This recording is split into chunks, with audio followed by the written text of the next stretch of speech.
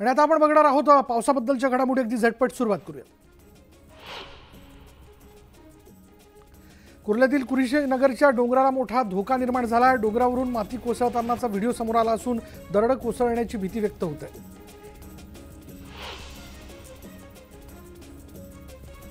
मुंबईच्या उपनगरात पहाटेपासूनच मुसळधार पावसाने हजेरी लावली। हवामान खात्याच्या इशाऱ्यानुसार येत्या काही तासांमध्ये मुंबईत अतिमुसळधार पाऊस पडण्याचा अंदाज वर्तवण्यात येतोय। अंधेरी सबवे इथं पाणी साचायला सुरुवात झाली असून तो वाहतुकीसाठी बंद ठेवण्यात आला। मुसळधार पावसाने डहाणूला झोडपलंय। डहाणूच्या सागर नाका आणि इराणी रोड परिसरात पाणी दिसून येत आहे। पाणी साचल्याने नागरिकांची एकच तारंबळ उडाली। मुसळधार पावसानंतर नवी मुंबई सखल भागात पाणी साचलेलं दिसून येत आहे। रस्त्यावर मोठ्या प्रमाणात पाणी आल्याने तरुण या साचलेल्या पाण्यात डुंबण्याचा आनंद घेताना दिसतात।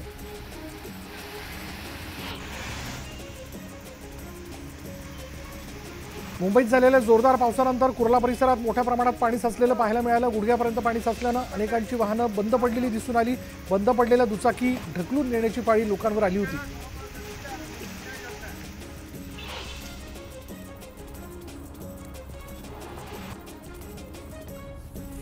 कुर्ल्यात सकाळपासून पावसाच्या तुफान सरी बरसतायत। सततच्या पावसामुळे कुर्ला बस डेपो पाण्यात गेलेला आहे।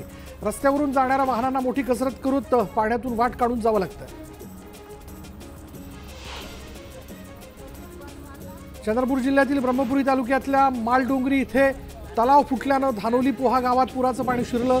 जिल्ह्यात गेले 2 दिवस संततधार पावसामुळे पावसाच्या तलावाच्या पाण्यात मोठी वाढ झालेली होती। तलाव फुटल्याने धानोली पोहा गावातील किमान 25 ते 30 घरांमध्ये पाणी शिरलं, तर शेकडो हेक्टर जमिनीतील पिकं पाण्याखाली गेलेली आहेत। राज्यभरात जोरदार पाऊस सुरू झालेला असताना कोकणात समुद्रही खवळलेला बघायला मिळतोय। मुंबई ते गोवा संपूर्ण किनारपट्टीवर अजस्त्र लाटा उसळताना दिसून येत आहेत। दापोलीतील शांत आणि स्वच्छ अशा हरणे समुद्र किनाऱ्यावर 3 ते 4 मीटर उंच लाटा उसळताना दिसून येत आहेत।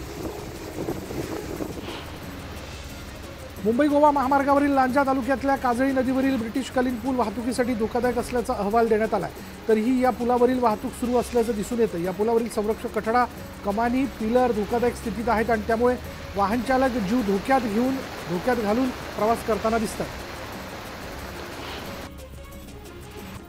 मुसळधार पावसामुळे खेडमधील जगबुडी आणि नारंगी नदीला पूर आलाय। जगबुडी नदीनं धोक्याची पातळी ओलांडली असून सध्या जगबुडीची पाणी पातळी 8.55 मीटर इतकी आहे। शहरातील काही भागात पाणी शिरलंय तर अनेक अंतर्गत मार्ग देखील बंद झाले।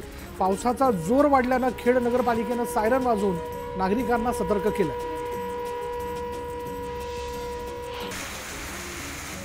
सिंधुदुर्गातील कणकवली, सावंतवाडी, कुडाळमध्ये मुसळधार पाऊस सुरू आहे। गेल्या 24 तासात जिल्ह्यात 68 मिलीमीटर पावसाची नोंद झाली। सर्वाधिक 112 मिलीमीटर पाऊस सावंतवाडीत झाला आहे। जिल्ह्यातील अनेक नद्या सध्या दुथडी भरून वाहतात, त्यामुळे नदीकाठच्या गावांना सतर्कतेचा इशारा देण्यात आला। जिल्ह्यातील 2 मध्यम आणि 20 लहान धरणातून पाण्याचा विसर्ग सुरू आहे। नांदेडचा सहस्त्रकुंड धबधबा ओसंडून वाहू लागला। जिल्ह्यातून वाहणाऱ्या पैनगंगा नदीचं पाणी वाढल्यानं याच नदीवर असलेल्या या धबधब्याचा प्रवाह वाढला।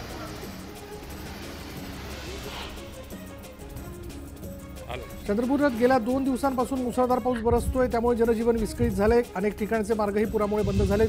चंद्रपूर गडचांदूर मार्गावरील भोयेगाव इथल्या वर्धा नदीवरील पूल पाण्याखाली गेला। पुलावर पाणी साचल्यानं पूल वाहतुकीसाठी बंद करण्यात आला, त्यामुळे नागरिकांना मोठा त्रास सहन करावा लागतोय। नवी मुंबईत पावसाच्या कहरामुळे अनेक सखल भागांमध्ये पाणी साचले, त्यामुळे तुर्भेतील एका कॉलनीमध्ये पाणी शिरल्यानं लहान मुलांनी पाण्यात पोहण्याचा आनंद लुटला। मात्र पालिकेचे नाले सफाईचा जो दावा होता तो पूर्णपणे फसला असे यावरनं दिसून येतं। कोल्हापूरमध्ये पावसानं थैमान घातलंय। पंचगंगा नदीसह वारणा, कृष्णा, भोगावती, वेदगंगा या नद्या दुथडी भरून वाहू लागल्यात, तर पंचगंगेनं इशारा पातळीकडे वाटचाल सुरू केली आहे, त्यामुळे जिल्ह्यातील 79 बंधारे पाण्याखाली गेले। यवतमाळ जिल्ह्यात मागील 4 दिवसांपासून मुसळधार पावसामुळे नदी नाले दुथडी भरून वाहू लागलेत आणि त्यामुळे मारेगाव तालुक्यातील कोसारा ते सुईट मार्ग वाहतुकीसाठी बंद करण्यात आला आहे। तर वणी तालुक्यात पुरामुळे शेलू खुर्द मार्ग आणि शिवडी ते चिंचोली मार्ग बंद झाला आहे। महाराष्ट्रात पडत असलेल्या अतिमुसळधार पावसामुळे कुठेही आपत्कालीन परिस्थिती उद्भवू नये यासाठी सर्व यंत्रणांना सतर्क राहण्याचे मुख्यमंत्री एकनाथ शिंदे यांनी आदेश दिले। मुख्यमंत्री एकनाथ शिंदे यांनी राज्यातील सर्व विभागीय आयुक्त, जिल्हाधिकारी, पोलीस अधीक्षक आणि आपत्कालीन यंत्रणांच्या प्रमुखांशी फोनवरून चर्चा केली। सर्व यंत्रणांना सतर्क राहण्याचे आदेश दिले। मुंबई सकाळपासून पावसाने जोरदार हजेरी लावली। पुढील 24 तासात मुंबई शहर आणि उपनगरात मुसळधार ते अतिमुसळधार पावसाची शक्यता वर्तवण्यात आली आहे। कुर्ला पूर्व परिसरात मुसळधार पाऊस कोसळताना दिसतोय। मीरा भाईंदर शहरात पावसाला सकाळपासूनच जोरदार सुरुवात झाली। खड्ड्यांमध्ये पाणी साचल्यामुळे वाहन चालकांना मोठा त्रास सहन करावा लागतोय। पावसाचा जोर असाच राहिल्यास मीरा भाईंदरमधील सखल भागांमध्ये पाणी साचण्याची शक्यता आहे। 8 दिवसांपूर्वी देखील मुसळधार पावसामुळे अनेकांच्या घरात आणि दुकानांमध्ये पाणी शिरलं होतं। त्यामुळे आजचा पावसाचा जोर बघता नागरिकांमध्ये चिंतेचं वातावरण बघायला मिळतंय। लोणावळ्यात पावसानं जोरदार हजेरी लावली, त्यामुळे सह्याद्रीच्या पर्वतरांगा धुक्यात हरवल्याचं पाहायला मिळत आहे। तर धबधबे प्रवाहित झाल्यानं पर्यटकांनी वीकेंडला गर्दी केली आहे। रत्नागिरी जिल्ह्यातील भारजा नदीनं धोक्याची पातळी ओलांडलेली आहे, त्यामुळे दापोलीमधील मांदिवली मार्गे मंडणगड मुंबईला जाणारी वाहतूक पूर्णपणे ठप्प झाली। तर नदीनं धोक्याची पातळी ओलांडल्यानं जनजीवन विस्कळीत झालं। मुसळधार कोसळणाऱ्या पावसामुळे खेडमधील जगबुडी आणि नारंगी नदीनं धोक्याची पातळी ओलांडली, त्यामुळे पाणी रस्त्यावर आल्यानं खेडचा दापोली आणि मंडणगड या दोन्ही तालुक्यांशी संपर्क तुटला। माळशेज घाटातील सुरक्षा रामभरोसे असल्याचं पाहायला मिळतं। जिल्हाधिकाऱ्यांनी दिलेले मनाईचे आदेश कागदावरच असल्याचं दिसतंय। आदेशाला केराची टोपली दाखवून पर्यटकांनी धबधब्याखाली तुडुंब गर्दी केली आहे। मात्र यावेळी दुर्घटना होण्याची शक्यता जास्त असल्यानं काळजी घेण्याचं आवाहन केलं जातं। शहापुरात सकाळपासून पावसाचा जोर पुन्हा वाढला आहे। मुसळधार पावसामुळे नदी नाल्यांना मोठ्या प्रमाणात पूर आलेला आहे, त्यामुळे रस्ते जलमय झाले असून नाले ओसंडून वाहू लागले। वीकेंडचा आनंद लुटण्यासाठी अनेक पर्यटकांनी लोणावळ्यात पावसाचा आनंद लुटला आणि यावेळी पावसाचा जोर वाढल्याने धबधब्याखाली भिजून पर्यटकांनी वर्षा विहाराचा आनंद घेतला।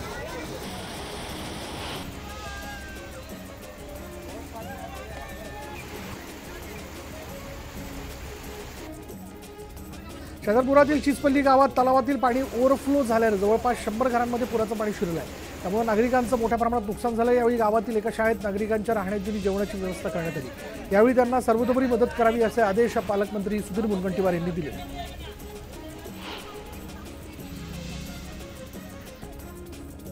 चिपळूणमधील मुंबई गोवा महामार्गावर गटारीचं पाणी आल्यानं पूर्ण रस्ता जलमय झालाय, त्यामुळे वाहतूक करणाऱ्या नागरिकांचे आणि विद्यार्थ्यांचे मोठ्या प्रमाणात हाल होत आहेत। साचलेल्या पाण्यातून मार्ग काढताना वाहन चालकांना कसरत करावी लागते।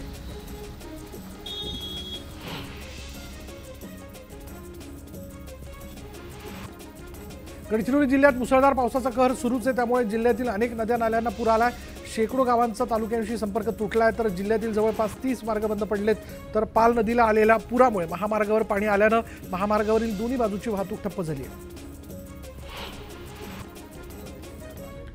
चंद्रपूर तालुक्यातील पिंपळखूट गावालगतच्या रिसॉर्टमध्ये अडकलेल्या कर्मचाऱ्यांची सुखरूप सुटका करण्यात आली। अंधारी नदीला पूर आल्यानं रेड अर्थ या रिसॉर्टमध्ये पाणी शिरलं। पहाटे कर्मचारी अडकल्याची माहिती मिळताच पोलीस बचाव पथक दाखल झालं। अंधारी नदीतून धोकादायक प्रवास करत पोलीस बचाव पथकाने कर्मचाऱ्यांची सुटका केली। गोंदिया जिल्ह्यातील सडक-अर्जुनी तालुक्यातील शेकडो हेक्टर शेतजमीन पाण्याखाली गेली, त्यामुळे धान पिकाच्या शेतीसह तूर पिकाचंही मोठ्या प्रमाणात नुकसान झालंय। त्यामुळे शेतकऱ्यांवर दुबार पेरणीची वेळ आली। नुकसानग्रस्त शेतकऱ्यांना मदत करावी अशी मागणी करण्यात येते। गोंदिया जिल्ह्यात मुसळधार पावसाचा जोर वाढला। यावेळी शेतकाम करायला गेलेलं दाम्पत्य पुराच्या पाण्यात अडकलं होतं आणि स्थानिकांना याची माहिती मिळताच त्यांनी बचाव पथकाला कळवलं। त्यानंतर काही तासांच्या प्रयत्नांनंतर दोघांचा बचाव करण्यात पथकाला यश आलं।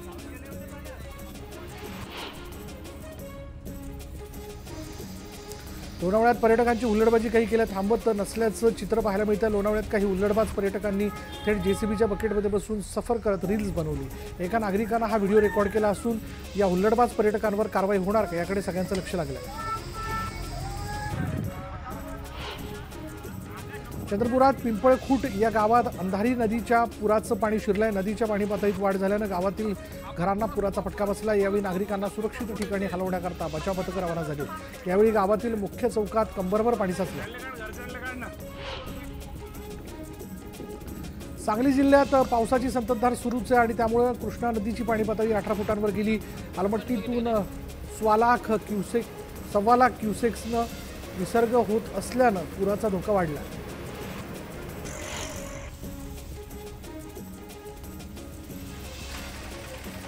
पालघर जिल्ह्यात सलग दुसऱ्या दिवशी पावसाने दमदार हजेरी लावली। बोईसर, पालघर, डहाणू, तलासरी भागात मुसळधार पाऊस सुरू असून नदी नाल्यांना पूर आलाय, तर दुसरीकडे भात लावणीच्या कामांना वेग आल्याचं पाहायला मिळतं। वर्धा जिल्ह्यात सलग तिसऱ्या दिवशीही मुसळधार पाऊस कोसळतो आणि अतिवृष्टीचा फटका सेलू आणि समुद्रपूर तालुक्याला बसला असून अनेक घरांमध्ये पाणी शिरलंय। पोथरा प्रकल्प ओव्हरफ्लो झाल्यानं नदी नाल्यांना पूर आलाय, तर आजही पावसाचा जोर कायम राहण्याची शक्यता आहे। चंद्रपूर जिल्ह्यातील चिमूर तालुक्यातील मुक्ताई धबधबा ओसंडून वाहतोय। धबधब्याच्या ठिकाणी पर्यटकांची मोठी गर्दी झाल्यानं अनुचित घटना टाळण्यासाठी वनविभागाने प्रवेशबंदी केली आहे।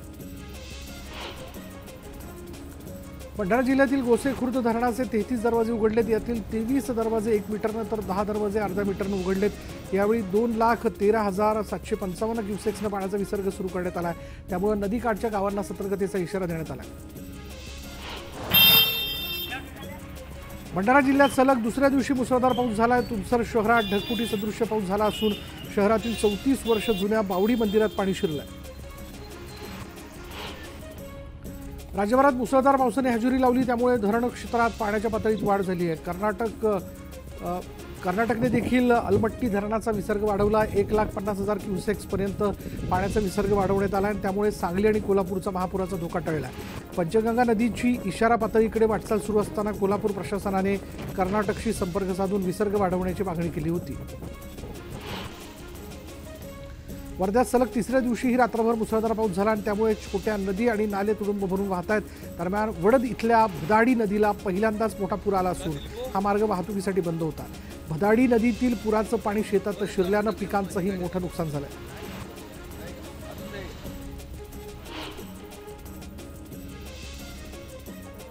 आणि आता 36 जिल्ह्यांमधल्या वेगवेगळ्या घडामोडी। गेल्या 7 दिवसांपासून धाराशिवमध्ये सुरू असलेलं धनगर आरक्षण मागे घेण्यात आलंय। आंदोलकांच्या मागण्यांसंदर्भात मुख्यमंत्री एकनाथ शिंदे यांनी फोनवरून चर्चा करत बैठकीचं आश्वासन दिल्यानंतर हे उपोषण मागे घेण्यात आलं। कोल्हापूरच्या विशाळगडावर झालेल्या घटनेच्या निषेधार्थ धुळ्यात एमआयएमनं धरणे आंदोलन केलं। विशाळगडावर हायदोस घालणाऱ्यांवर कठोर कारवाई करण्याची मागणी यावेळी करण्यात आली।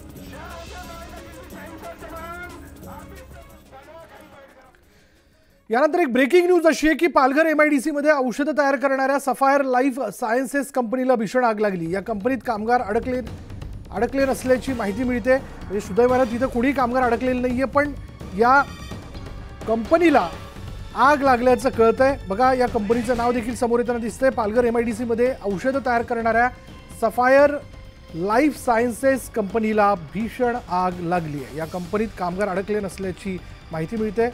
अधिक माहिती आपण जाणून घेणार आहोत। आमचे प्रतिनिधी राहुल पाटील आत्ता क्षणाला आपल्याबरोबर आहेत। राहुल, एमआयडीसीतल्या औषध कंपनीला ही आग लागली, आता घटनास्थळी काय नेमकी परिस्थिती आहे?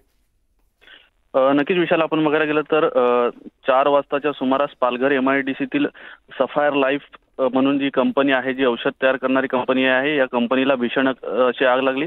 साधारणतः शॉर्ट सर्किटने ही आग लागल्याचा प्राथमिक अंदाज जो आहे तो वर्तवण्यात आला। मात्र तेथील काही प्रत्यक्षदर्शींचं असं म्हणणं आहे की या कंपनीत काही ब्लास्ट देखील झाले, त्याच्यामुळे परिसरात मोठ्या प्रमाणावर भीतीचं वातावरण आहे। अजूनही आग जी आहे ती मोठ्या प्रमाणावर या ठिकाणी आहे। मात्र सुदैवाने कुठलाही कामगार जो आहे तो या कंपनीमध्ये अडकला नसल्याची माहिती जी आहे ती सध्या अग्निशमन दलाकडून देण्यात येत आहे। ही आग लागल्यानंतर सर्वप्रथम जे कामगार आहेत त्यांना बाहेर काढण्यात आलं। त्यानंतर आगीवर नियंत्रण मिळवण्याचे शर्थीचे प्रयत्न जे आहेत ते पालघरच्या अग्निशमन दलाकडून करण्यात येत आहेत। सध्या 2 अग्निशमन दलाच्या गाड्या ज्या आहेत त्या घटनास्थळी दाखल झाल्यात। काही प्रमाणात या आगीवर नियंत्रण मिळवण्यात सध्या अग्निशमन दलाला यश आलंय। मात्र बोईसर असेल किंवा पालघर असेल या ठिकाणी जे कारखाने आहेत, या कारखान्यांमध्ये आग लागण्याचे प्रकार जे आहेत ते वारंवार घडत आहेत आणि या सगळ्यामुळे कुठेतरी कामगारांच्या सुरक्षिततेचा जो प्रश्न आहे तो पुन्हा एकदा ऐरणीवर आलाय।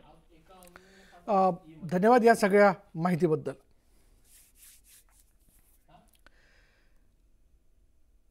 आणि यानंतर इथे वेळ झाली की ब्रेक घेऊयात। पहा फक्त न्यूज 18 लोकमत।